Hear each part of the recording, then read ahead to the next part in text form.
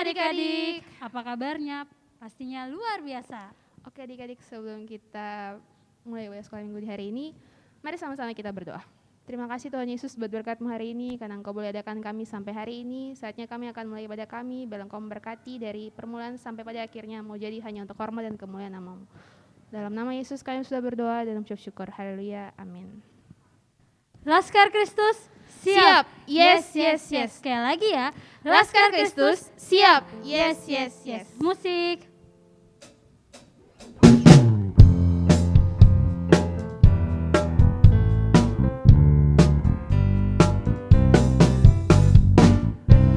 Dia panggil nama saya, juga dia panggil namamu.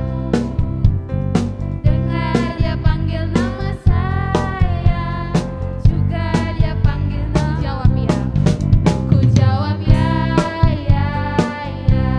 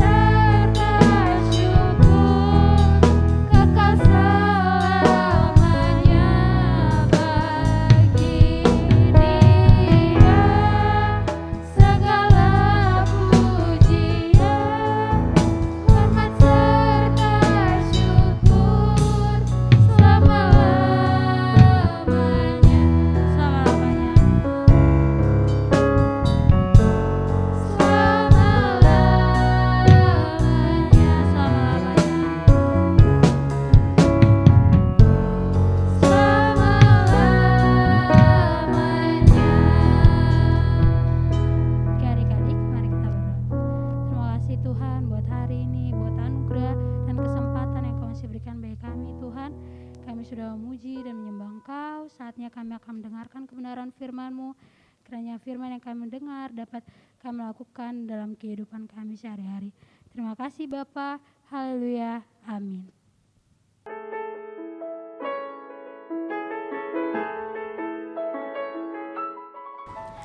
Samuel mendengar suara Tuhan. Terdapat di dalam kitab 1 Samuel pasal pertama sampai pasal yang ketiga. Ada seorang perempuan bernama Hana. Dia ingin sekali mempunyai anak, karena itu Hana meminta kepada Tuhan. Ibu Hana berjanji jika nanti dia mempunyai anak, Ibu Hana akan memberikan anak itu kepada Tuhan. Anak itu bernama Samuel. Ibu Hana menyerahkan Samuel kepada Imam Eli di bait suci Tuhan. Samuel menjadi pelayan Tuhan. Samuel semakin disukai Tuhan dan manusia. Ketika Samuel tidur, Tuhan memanggilnya, "Samuel, Samuel." Samuel mengira itu adalah suara Imam Eli. Ternyata Imam Eli tidak memanggilnya. Ketika Samuel tidur lagi, Tuhan memanggilnya, "Samuel, Samuel." Imam Eli berkata bahwa dia tidak memanggil Samuel. Imam Eli menyuruh Samuel kembali tidur. Samuel pun tidur lagi dan Tuhan memanggil untuk yang ketiga kalinya, "Samuel, Samuel." Imam Eli menyuruh Samuel berkata, "Berbicaralah Tuhan, sebab hamba-Mu ini mendengar." Samuel kembali ke tempat tidur dan Tuhan memanggil untuk yang keempat kalinya, "Samuel, Samuel." Samuel pun menjawab panggilan Tuhan, "Berbicaralah, sebab hamba-Mu ini mendengar." Besok paginya, Samuel memberitahu Imam Eli bahwa Tuhan telah berbicara kepadanya. Akhirnya Samuel tumbuh semakin besar dan Tuhan menyertai Samuel yang akan menjadi nabi Tuhan.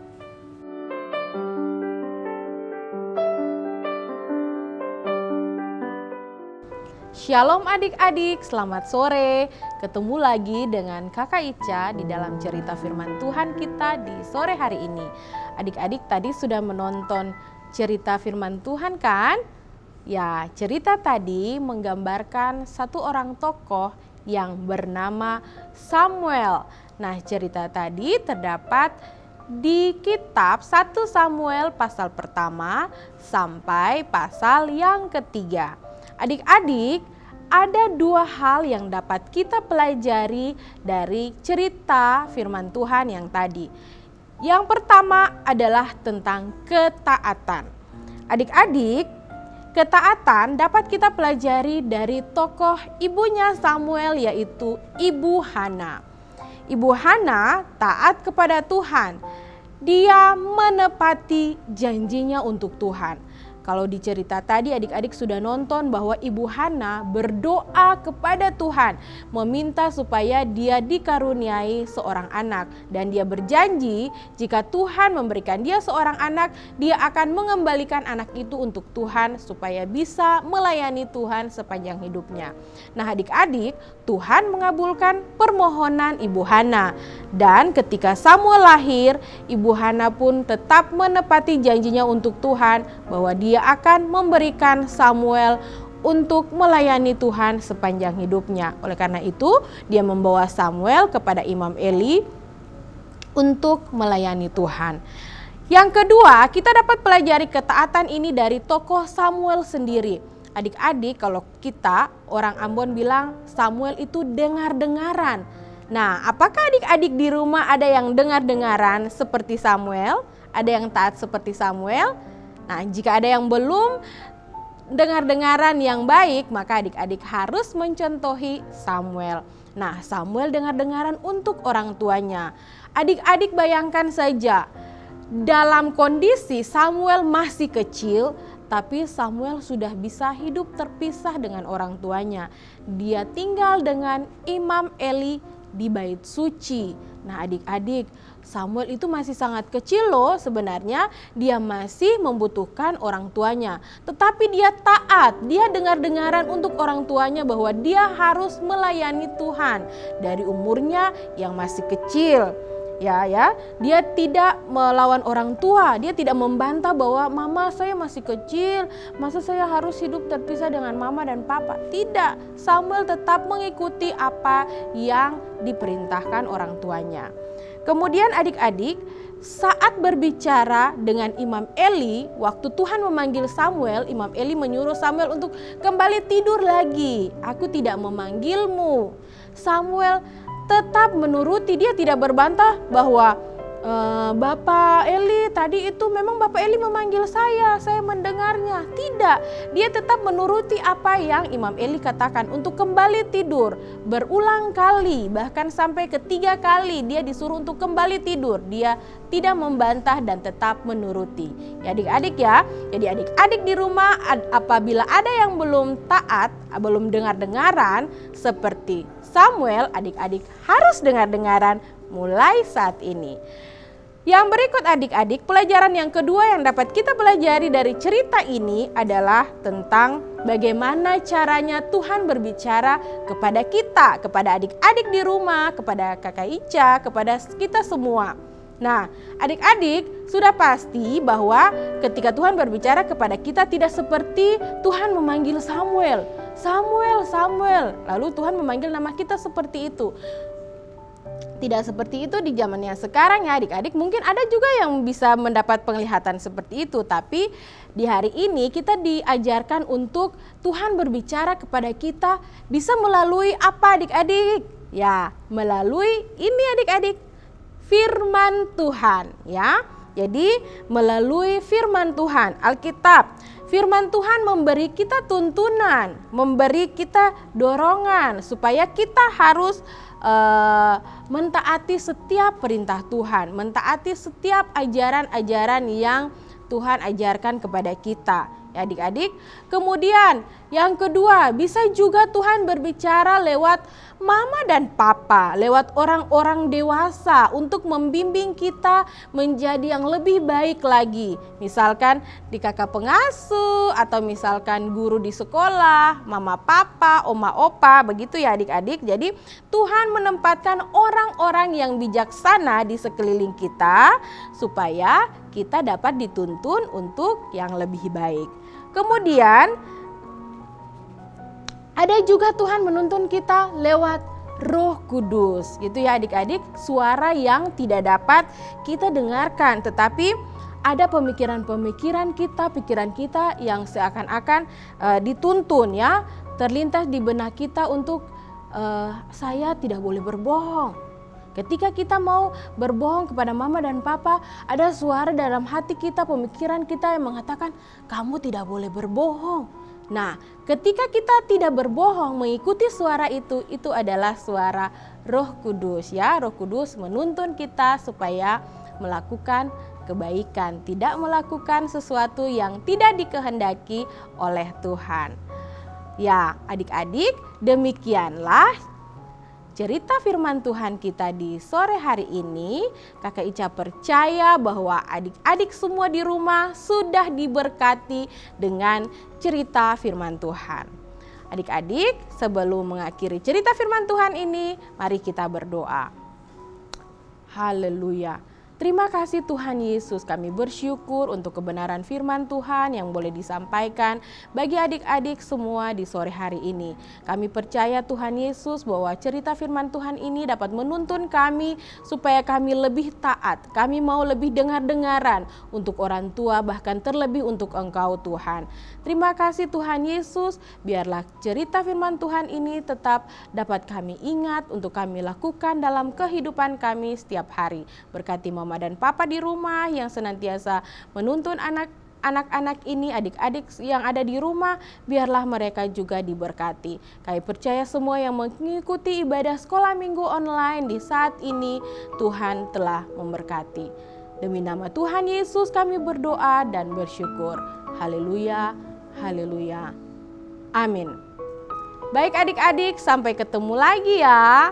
Shalom.